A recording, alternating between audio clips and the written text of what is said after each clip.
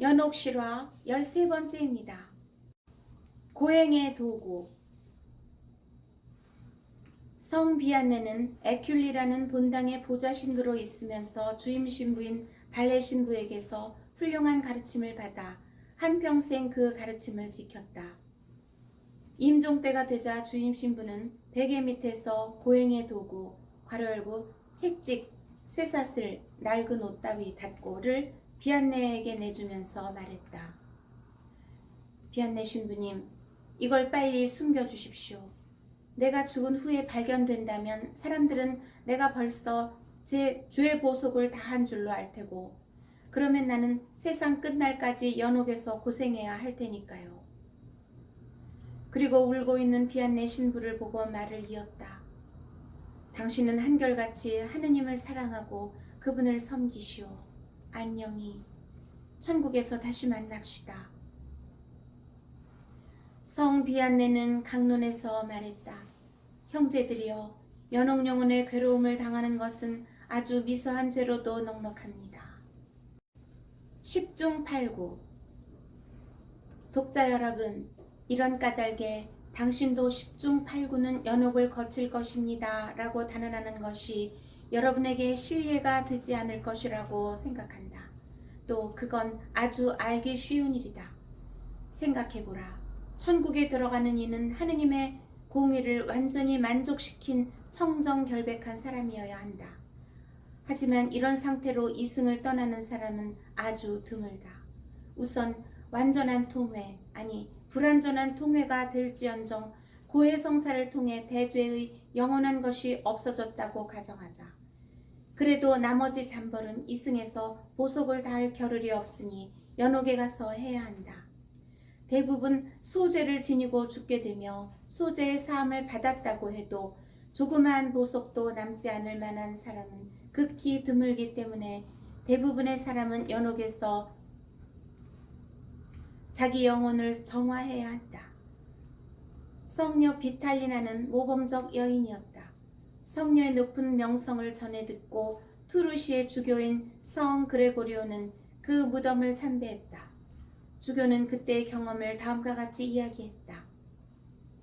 나는 먼저 성녀께 인사하고 하느님께 기도드린 후 무덤 속에서 내 강복을 청하는 소리를 듣고 그에 따랐다. 그러고 나서 당신은 천상 행복을 누리고 있습니까? 하고 물으니 무덤 속에서 슬픈 목소리로 살아있을 때 범한 소죄 하나 때문에 아직 누리지 못합니다. 라는 대답이 들려왔다. 이 말을 듣고 나는 옆에 있던 이에게 아주 어렸을 때부터 자신을 하느님께 봉헌한 동정녀이며 사후에는 기적을 행한 만큼 완전한 성녀도 단 하나의 소죄 때문에 아직까지 천상 행복을 얻지 못했다면 불쌍한 죄인인 우리는 어떠할 것인가? 라고 말했다. 유명한 예수의 신부 라 콜롱 비에르는 자신의 장례식 날까지 연옥에 있었다. 예수 그리스도께서는 이 일을 친히 성녀 말가리타 마리아에게 알려주시며 이 사제는 착한 종이라고 말씀하셨다. 이런 예들만 보아도 천사들에게서도 더러움을 보시는 하느님께 인간의 더러움이 안 보일 리가 없는 것이다. 여기서 흥미있는 문제가 절로 머리에 떠오른다. 즉, 어린이는 연옥에 가는가 하는 문제이다. 어린이의 영혼. 어린이도 잘못임을 알면서 불순명, 욕심, 게으름 따위의 소죄를 범한다. 또 아이들은 자신이 소죄를 지었다는 것을 잘 모르기 때문에 그 보석도 고스란히 남아있다. 따라서 만일 그대로 죽는다면 연옥에서 그 보석을 다해야 한다. 195년 아프리카 카르타코에서 태어난 디노 크라테스는 뺨에 생긴 흉한 혹 때문에 7살에 죽었다. 그의 누이 페르페투아는 신자였는데 우상 숭배를 하지 않았다는 이유로 옥에 갇혔다. 옥에 갇혀 기도를 하던 중 페르페투아는 필요한지 어떤지는 몰랐지만 동생의 영혼을 위해서 기도했다.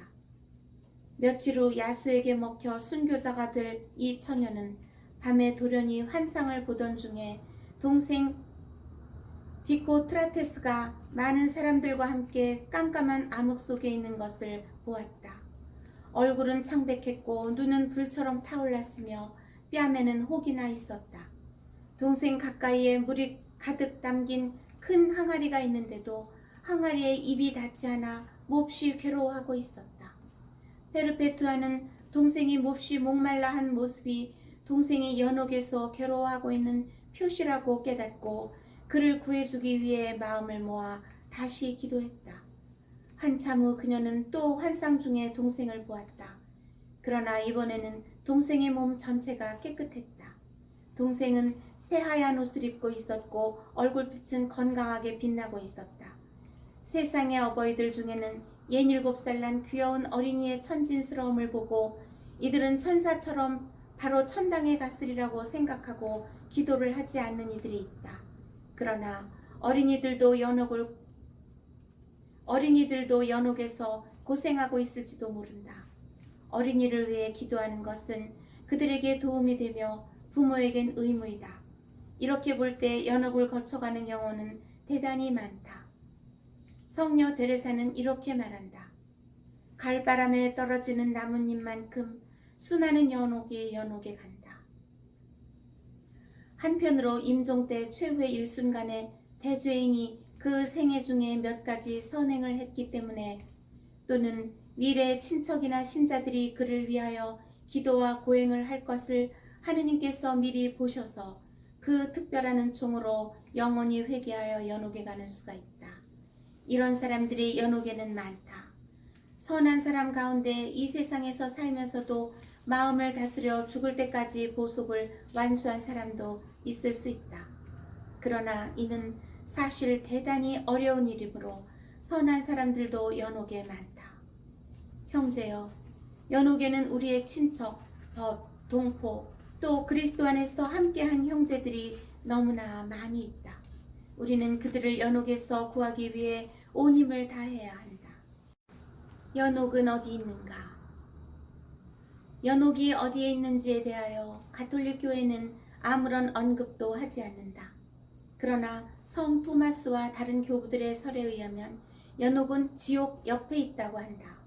성경과 교회 예식은 이 설을 허용하는 것 같다. 그러나 성 대 그레고리오나 성 토마스에 의하면 어떤 영혼은 하느님을 뵙지 못하고 불옷에 감싸여 이승에서 연옥을 치른다. 이는 이승에 있는 이들에게 훌륭한 교훈이 되고 다른 편으로는 망자의 괴로움을 널리 알려 망자가 구원받도록 하기 위함이다. 그리고 저승에서의 영혼의 상태는 망자의 출현과 성인이 보는 발현을 통하여 깨달을 수 있다. 다음 주에 계속됩니다.